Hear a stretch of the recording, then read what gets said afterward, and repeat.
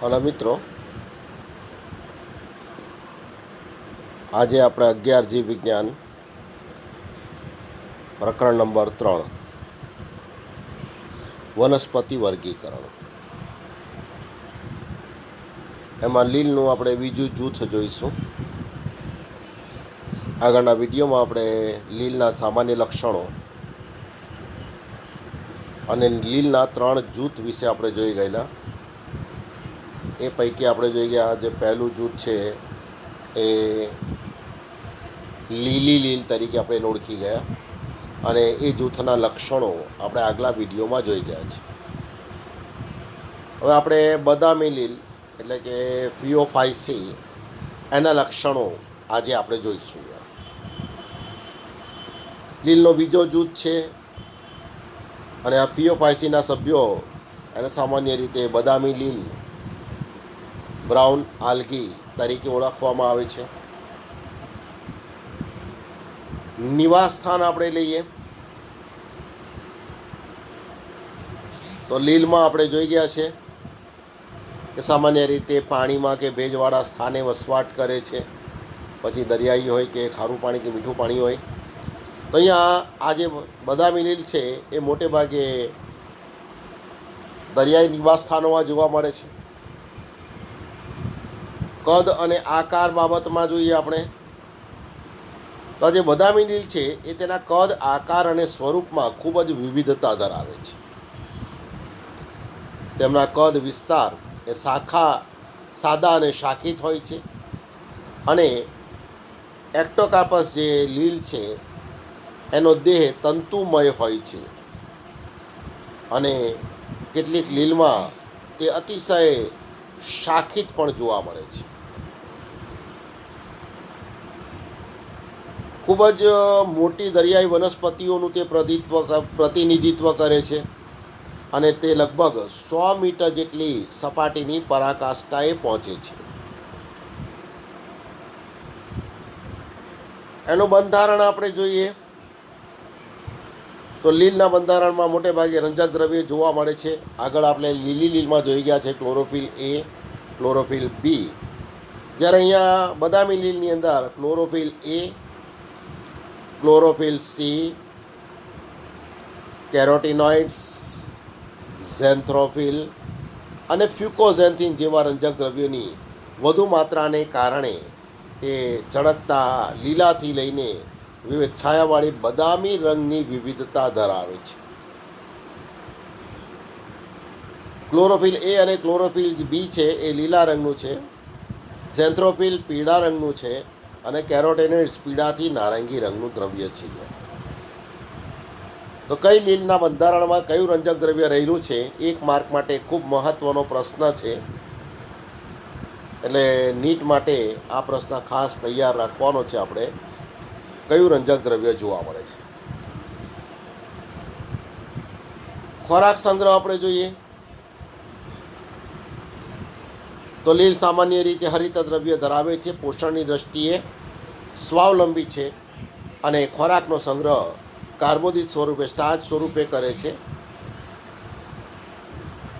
અહીંયા આપણે જોઈએ તો આમાં સંચિત ખોરાક જટિલ કાર્બોદિત સ્વરૂપે થાય છે. વનસ્પતિ કોષો સેલ્યુલોઝની બનેલી દિવાલ ધરાવે છે, અને આ સેલ્યુલોઝની દિવાલ સામાન્ય રીતે જિલેટિનના આવરણ આલ્જીન દ્વારા આવરિત હોય છે. તો અહીંયા એક માર્કનો બીજો પ્રશ્ન થઈ ગયો. બદામી લીલ એની કોષ દિવાલ શાના દ્વારા આવરિત હોય છે? આલ્જીન જે જિલેટિન દ્રવ્ય છે એના આવરણ દ્વારા આવરિત હોય છે. સ્વરૂપ બાબતમાં આપણે લઈએ તો એના જીવરસમાં ઉપરોક્ત જે રંજક કણો જોઈ ગયા એ ઉપરાંત મધ્યસ્થાને રસદાની અને કોષ કેન્દ્ર પણ ધરાવે છે, અને તેનો વનસ્પતિ દેહ આધાર સાથે જોડાવા માટે એક સ્થાપક અંગ ધરાવે છે, જેને દ્રઢ ગ્રહ અથવા વૃંત તરીકે ઓળખવામાં આવે છે, અને એને છત્રિકા વૃંત તરીકે પણ ઓળખવામાં આવે છે. અને સાથે તે પર્ણ જેવું પ્રકાશ સંશ્લેષી અંગ પ્રપર્ણ પણ ધરાવે છે. આકૃતિમાં જોઈ લઈએ આપણે તો અહીંયા જે બદામી લીલના ઉદાહરણ આપેલા છે, પહેલું છે લેમિનારિયા અને બીજું છે ફ્યુકસ. તો આ લેમિનારિયા આપણે જોઈએ પહેલું, અને બીજું આપણે જોઈએ ફ્યુકસ. બંનેની અંદર આધાર સાથે જોડાવવા માટે દ્રઢ ગ્રહ જોવા મળે છે, જ્યારે ડિક્ટિયોટાની અંદર આધાર સાથે જોડાવવા માટે એમાં વૃંત, છત્રિકા વૃંત જેવી રચના જોવા મળે છે. તો આધાર સાથે આ વૃંત અથવા દ્રઢ રચના વડે એ જોડાયેલું હોય છે. પ્રજનન લઈએ આપણે તો લીલમાં આપણે આગળ જોઈ ગયા છે લીલના સામાન્ય લક્ષણોમાં કે લીલ વાનસ્પતિક પ્રજનન પણ કરે છે. લીલમાં બીજાણુઓ સર્જન દ્વારા અલિંગી પ્રજનન પણ થાય છે, અને લીલ જન્યુઓના સર્જન વડે લિંગી પ્રજનન પણ કરે છે.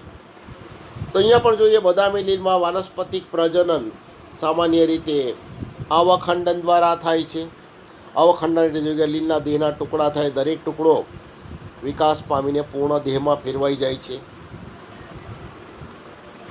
અલિંગી પ્રજનન આપણે જોઈએ તેમાં બીજાણુઓ દ્વારા થાય છે. આ બીજાણુઓમાં 2 કસ્સાઓ જોવા મળે છે,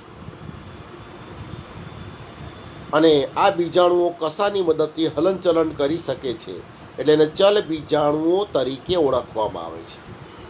આ બીજાણુઓ નાસપતિ આકારના હોય છે, અને તેની સાથે જોડાયેલી જે 2 કસાઓ છે અસમાન છે અને પાર્શ્વીય રીતે જોડાયેલી હોય છે. તેમાં અલિંગી પ્રજનન કોષ એટલે બીજાણુઓ ચલ બીજાણુ છે, એક યાદ રાખવાનું છે, અને એની કસાની સંખ્યા 2 છે અને પાર્શ્વીય રીતે એકબીજા સાથે જોડાયેલી હોય છે. આ રીતે બીજાણુ નિર્માણ દ્વારા અલિંગી પ્રજનન કરે છે. અને લિંગી પ્રજનન તેમાં જન્યુઓનું સર્જન થાય. એ જન્યુઓ સમજન્યુક પ્રકારના પણ હોઈ શકે, એટલે કે બંને સરખા પણ હોઈ શકે, વિષમજન્યુક પણ હોઈ શકે, અથવા અંડજન્યુક પણ હોઈ શકે, કે જેમાં મોટા કોષને અંડકોષ અને માદા જન્યુ અને નાનાને નરજન્યુ તરીકે ઓળખવામાં આવે, એની વચ્ચે ફલનની ક્રિયા થતી હોય છે. તો આ જન્યુનું જોડાણ જ્યારે થાય છે એના માટે પાણીમાં અથવા અંડધાનીમાં થાય છે, એટલે આ જાતિઓને અંડજન્યુક જાતિઓ તરીકે ઓળખવામાં આવે છે. અને એના ઉદાહરણ આપણે જોઈ લઈએ તો એક્ટોકાર્પસ, ડિક્ટિયોટા, લેમિનારિયા, સરગાસમ અથવા એને સાર્ગેસમ પણ કહેવાય, અને ફ્યુકસ લીલ એ બદામી લીલના ઉદાહરણ છે. 3 ઉદાહરણ આપેલા છે, અહીંયા જોઈ શકીએ આપણે. લેમિનારિયા પહેલું ઉદાહરણ છે, ફ્યુકસ લીલ બીજું ઉદાહરણ છે. બંનેમાં સ્થાપક અંગ તરીકે દ્રઢ ગ્રહ જોવા મળે છે. અને ત્રીજું ડિક્ટિયોટા લીલનું છે, કે જેમાં છત્રિકા વૃંત દ્વારા એ આધાર સાથે જોડાયેલું હોય છે. અને એ ઉપરાંત અપુષ્પ પર્ણ જેવી રચના જોવા મળે, પ્રકાશ સંશ્લેષી રચના, અને અપુષ્પ પર્ણ તરીકે ઓળખવામાં આવે છે. તો આ ઉદાહરણ પણ કઈ લીલના છે એ પણ આપણે 1 માર્ક માટે યાદ રાખવાના છીએ. તો આ લીલનો બીજો જૂથ થઈ ગયો ફિયોફાઇસી. હવે લીલનું ત્રીજું જૂથ આપણે જોઈએ, અને છે રોડોફાઇસી, અથવા એને લાલ અથવા રાતી લીલ તરીકે ઓળખવામાં આવે છે, રંજક દ્રવ્ય લાલ રંગનું હોવાથી. તો આ રોડોફાઇસીના સભ્ય સામાન્ય રીતે રાતી લીલ તરીકે ઓળખાય છે, કારણ કે તેમના દેહમાં આર ફાઇકોઇરિથિન રંજક દ્રવ્યની પ્રભાવિતતા હોય છે. એટલે આર ફાઇકોઇરિથિન આ રંજક દ્રવ્યનું પ્રમાણ એમાં વધારે હોય છે. નિવાસ સ્થાન લઈએ તો મોટે ભાગે એ દરિયાઈ છે, અને હૂંફાળા ખારા પાણીમાં તેનું પ્રમાણ વધારે જોવા મળે છે. તો કઈ લીલનું પ્રમાણ હૂંફાળા ખારા પાણીમાં વધારે હોય છે એ પણ 1 માર્કનો પ્રશ્ન થઈ ગયો છે અહીંયા. તો રાતી લીલ અથવા રોડોફાઇસી. પાણીમાં કઈ જગ્યાએ વસવાટ કરે? તો પાણીમાં એ સપાટીની નજીક કે જ્યાં પ્રકાશની માત્રા વધારે હોય તેવી જગ્યાએ પણ વસવાટ કરે છે, અને મહાસાગરોમાં વધુ ઊંડાઈએ કે જ્યાં સાપેક્ષ રીતે ખૂબ જ ઓછો પ્રકાશ પ્રાપ્ત થતો હોય છે એવા વિસ્તારમાં પણ જોવા મળે. એટલે વધુ પ્રકાશ મળે તેવા વિસ્તારમાં પણ આ રાતિલીલ જોવા મળે છે, અને પ્રકાશની તીવ્રતા ઓછી હોય તેવા વિસ્તારમાં પણ જોવા મળે. આમ બંને સ્થાને આ લીલ વસવાટ કરે છે.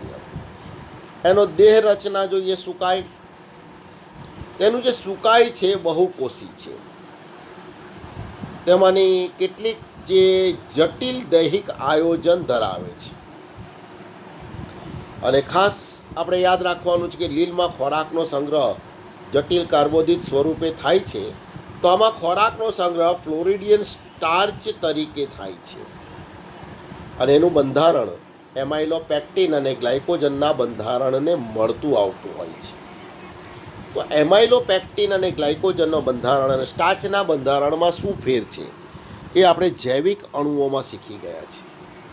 દાખલા તરીકે આપણે સ્ટાર્ચનું જે બંધારણ જોઈ ગયેલા, તો સ્ટાર્ચના બંધારણમાં આ રીતે ગ્લુકોઝના અસંખ્ય અણુઓ ગ્લાયકોસિડિક બંધથી જોડાઈને આવી કંઈક શૃંખલા બને છે,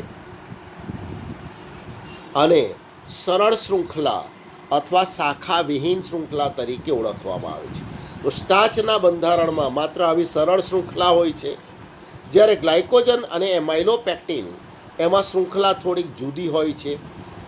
તો અહીંયા આને બદલે આપણે ગ્લાયકોજન, સ્ટાર્ચને બદલે દાખલા તરીકે ગ્લાયકોજન લઈએ, તો ગ્લાયકોજનમાં આ રીતે શાખિત શૃંખલા હોય છે. આ અહીંયા પણ હોય છે શૃંખલા, અહીંયા પણ જોડાયેલી હોય છે,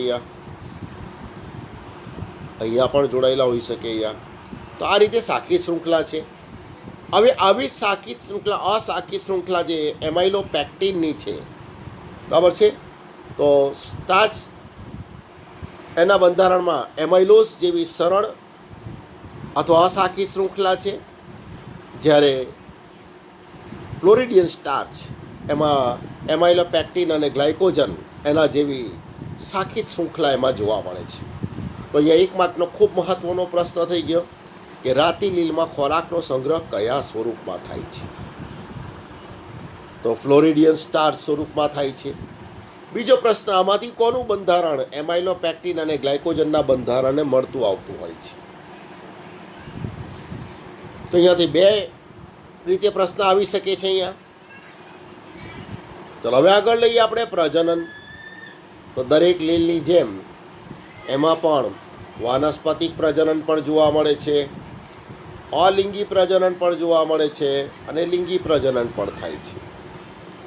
દરેક લીલની જેમ એમાં પણ અવખંડન દ્વારા વાનસ્પતિક પ્રજનનની ક્રિયા થાય છે. અલિંગી પ્રજનન એ બીજાણુઓ દ્વારા થાય છે, પણ એના બીજાણુઓ પર કસા જેવી રચના જોવા મળતી નથી, એટલે હલનચલન કરતા નથી, એટલે એના બીજાણુઓ અચલિત છે. તો અહીંયા અચલિત બીજાણુ દ્વારા તે અલિંગી પ્રજનન કરે છે. એક માર્કનો પ્રશ્ન થઈ ગયો અહીંયા. અને લિંગી પ્રજનન લઈએ આપણે, તો એમાં પણ લિંગી જન્યુઓ પણ અચલિત છે. તો અચલિત જન્યુઓ દ્વારા એ લિંગી પ્રજનન કરે છે, અને આ પ્રજનન અંડજન્યુક પ્રકારે થાય છે, અને જટિલ પશ્ચફલન વિકાસ દ્વારા એ પૂર્ણ થાય છે. અને એના ઉદાહરણમાં પોલિસાઇફોનિયા, પોર્ફાયરા અને ગેલેડિયમ એના ઉદાહરણ છે. આકૃતિ પણ જોઈ લઈએ આપણે. તો રાતિલીલમાં પહેલું ઉદાહરણ છે પોર્ફાયરા, બીજું ઉદાહરણ છે પોલિસાઇફોનિયા. આ આકૃતિ પણ એમાં આપણે યાદ રાખવાની છે. તો આ થઈ ગયા લીલના 3 જૂથ: લીલી લીલ, બદામી લીલ અને રાતી લીલ. તો લીલના કોઈ પણ એક જૂથ વિશે પરીક્ષાની અંદર 2 થી 3 માર્કમાં પૂછવામાં આવે છે. રાતી લીલ વર્ણવો, બદામી લીલ વર્ણવો, લીલી લીલ વર્ણવો, અથવા એમાંથી 1 માર્કના પ્રશ્ન પણ આવી શકે છે. કોષ દિવાલમાં જે વિવિધતા હોય, કોષ દિવાલ શાના વડે આવૃત હોય, ખોરાકનો સંગ્રહ કયા સ્વરૂપમાં થાય છે, પ્રજનન કયા સ્વરૂપમાં થાય છે, કોના બીજાણુઓ ચલિત છે, કોના બીજાણુઓ અચલિત છે, કોના જન્યુઓ ચલિત છે, કોના જન્યુઓ અચલિત છે, બરાબર છે. તો આ પ્રકારે આમાંથી એક માર્કના પ્રશ્ન પણ આવી શકે છે. હવે આ ત્રણ જે લીલના જૂથ જોઈ ગયા આપણે, ક્લોરોફાઇસી એટલે કે લીલી લીલ, ફિયોફાઇસી એટલે કે બદામી લીલ, અને રોડોફાઇસી એટલે કે રાતી લીલ. તો એની અંદર આપણે જે જોઈ ગયા કોષ દિવાલનું જે બંધારણ છે, એમાં રહેલા રંજક દ્રવ્ય છે, ખોરાકનો સંગ્રહ કયા સ્વરૂપમાં થાય છે, કસા હોય તો કેટલી છે, બરાબર છે, વગેરેમાંથી નીટમાં પ્રશ્ન આવે છે. એટલે નીટ માટે આ પ્રશ્ન ખૂબ મહત્ત્વનો છે.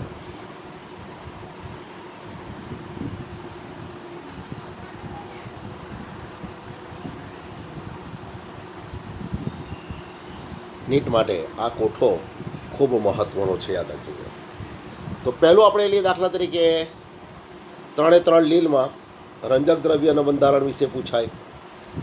તો લીલી લીલમાં કયું રંજક દ્રવ્ય છે? તો ક્લોરોફિલ એ અને ક્લોરોફિલ બી. બદામી લીલ લઈએ આપણે, તેમાં રંજક દ્રવ્ય કયું છે? તો ક્લોરોફિલ એ, ક્લોરોફિલ સી અને ફ્યુકોઝેન્થિન છે. જ્યારે રાતી લીલ લઈએ આપણે, તેમાં ક્લોરોફિલ એ, ક્લોરોફિલ ડી અને ફાઇકોએરિથ્રિન છે. તો આ રીતે કયા લીલની અંદર એના બંધારણમાં કયું રંજક દ્રવ્ય રહેલું છે, એક પ્રશ્ન એ આવી શકે. બીજો, દરેકની અંદર ખોરાકનો સંગ્રહ કયા સ્વરૂપમાં થાય છે? તો લીલી લીલ એમાં સ્ટાર્ચ સ્વરૂપમાં ખોરાકનો સંગ્રહ થાય છે. બદામી લીલ એમાં મેનિટોલ અને લેમિનારિન સ્વરૂપે થાય છે. રાતી લીલ એમાં ફ્લોરિડિયન સ્ટાર્ચ સ્વરૂપે ખોરાકનો સંગ્રહ થાય છે. તો આ રીતે પણ આવી શકે પ્રશ્ન.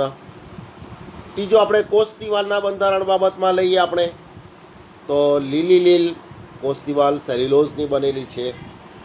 બદામી લીલ સેલ્યુલોઝ અને આલ્જીન દ્રવ્યથી આવૃત હોય છે. અને રાતી લીલ સેલ્યુલોઝ, પેક્ટિન અને પોલિસલ્ફેટ એસ્ટરની બનેલી હોય છે. તો કોષ દિવાલમાં વિવિધતા છે. ત્યારબાદ આપણે લઈએ તો કશા, એની રચના લઈએ, કશાની સંખ્યા વગેરે આપણે લઈએ. તો લીલી લીલ એમાં 2 થી 8 અને સમાન કશાઓ અગ્રસ્થાને આવેલી હોય છે. બદામી લીલ 2 કશા છે, અસમાન છે, નાની મોટી, અને પાર્શ્વીય રીતે તે એકબીજા સાથે જોડાયેલી હોય છે. અને રાતી લીલ આપણે લઈએ, તેમાં એના બીજાણુઓ છે એ પણ અચલિત છે, એમાં જન્યુઓ છે એ પણ અચલિત છે, અને એમાં કશા ગેરહાજર હોય છે. તો આ રીતે રંજક દ્રવ્ય, ખોરાકનો સંગ્રહ, કોષ દિવાલ અને કશા અને તેનું જોડાણ, એમાંથી કોઈ પણ પ્રશ્ન નીટમાં આવી શકે. અથવા તો નીટમાં 2 કોલમ બનાવીને જ્યારે પ્રશ્ન પૂછાય છે, ત્યારે કોલમ 1ની અંદર લીલના જૂથ લીલી લીલ, બદામી લીલ, રાતી લીલ આપેલું હોય, અને કોલમ 2ની અંદર કાં તો એના રંજક દ્રવ્ય વિશે આપેલું હોય, કાં તેમાં ખોરાકનો સંગ્રહ કયા સ્વરૂપમાં થાય તે આપેલું હોય, અથવા એની કોષ દિવાલમાં જે વિવિધતા છે તેના લક્ષણ આપેલા હોય, અથવા કશા અને તેની સ્થિતિ વિશે આપેલું હોય. તો 2 કોલમ જોડો, એમાં પણ આમાંથી પ્રશ્ન પૂછાય છે. એટલે નીટ માટે આ આખું ટેબલ તમારે તૈયાર કરવાનું છે. તો આ થઈ ગયું લીલ અને તેના 3 જૂથો વિશે. Thank you all. MCQ બરાબર તૈયાર કરતા રહેજો, કોઠો બરાબર વાંચીને તૈયાર કરતા રહેજો, કે જેથી નીટ સુધી આપણને એમાં કોઈ મુશ્કેલી નહીં પડે.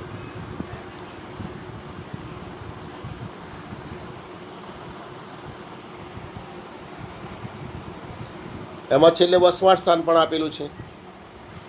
આ વસવાટ સ્થાનનો મુદ્દો મોટે ભાગે નહીં પૂછાય, પણ છતાં યાદ કરી જવાનો છે આપણે.